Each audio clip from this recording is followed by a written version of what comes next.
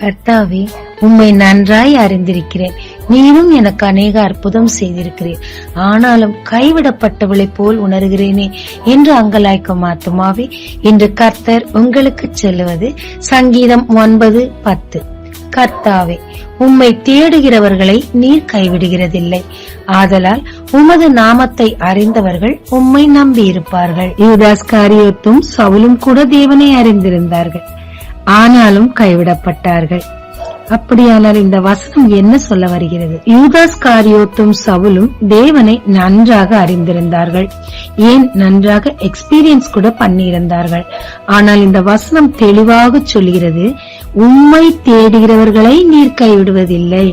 அவர்கள் 2 பேரும் தேவனை அறிந்திருந்தார்களே தவிர அவரை தேடவில்லை, மனிதர்களையும் பணத்தையும் தேடினார்கள். எனவே தேவன் அவர்களை கைவிட்டார். தானியேலும் தேவனை அறிந்திருந்தார், நம்பியிருந்தார், தேடிக்கொண்டே இருந்தார். எப்படி? ஒரு நாளில் 3 முறை தேவனை துதித்து அவர் சித்தம் செய்ய விரும்பினார்.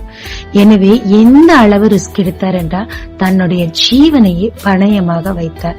ராஜா சொல்லி இருந்தார், தேவனை தேடினார், நிச்சயம் மரணம் என்று விதியை விதித்திருந்தார். அவர் அந்த விதியை நம்பவில்லை, தேவனை நம்பினார். எனவே மரண நேரத்திலும் தேவன் அவரை கைவிடாமல் காப்பாற்றி அவர் சத்துருக்களை அழித்து இவரை உயர்த்தினார். இயேசு சுவாமியை நான் நல்லா அறிஞ்சிருக்கேன், என் வாழ்க்கையில அதிக அற்புதங்கள்லாம் செஞ்சிருக்காரு என்று சாட்சி சொன்னால் பத்தாது.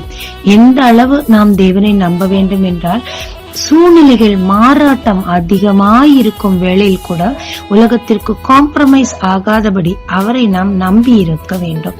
அப்படி நம்பும் போது அவரை நாம் தேடுவோம். எதற்காக தேட வேண்டும்? அவர் சித்தம் அறிய தேட வேண்டும். தேவரீர், நான் என்ன செய்ய சித்தமாய் இருக்கிறேன், நான் என்ன செய்தால் தேவனுக்கு பிரியம் என்று சொல்லி தேடி தேடி தேவனை நாம் பிரியப்படுத்தும் போது தேவனும் எல்லா சூழ்நிலையிலும் நம்மை கைவிடுகிறது இல்லங்க. ஜெபிக்கலாமாங்க. தேவரீர், உம்மையும் உம் ரட்சிப்பையும் நான் அறிந்திருந்தாலே போதும், இம்மையிலும் மறுமையிலும் பாதுகாக்கப்படுவேன் என்று நினைத்திருந்தேன் ஐயா.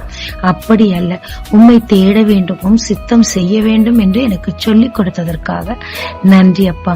உம் சித்தத்தை நான் எப்படி செய்ய வேண்டும் என்று எனக்கு கற்றுத்தாரம். என் வாழ்க்கையில் உம் சித்தம் என்ன என்று எனக்கு வெளிப்படுத்தும் கர்த்தாவே. அதை செய்து உம்மை அடைய உதவி செய்யும். என் மரண பரியந்தம் என்னை கைவிடாத தேவனே உம்மை துதிக்கிறேன். இயேசு மூலம் பிதாவே, ஆமென். இயேசு கிறிஸ்துவின் நாமத்தில் இந்த நாளில் உங்களை ஆசீர்வதிக்கும் ஜீசஸ் விஷன்.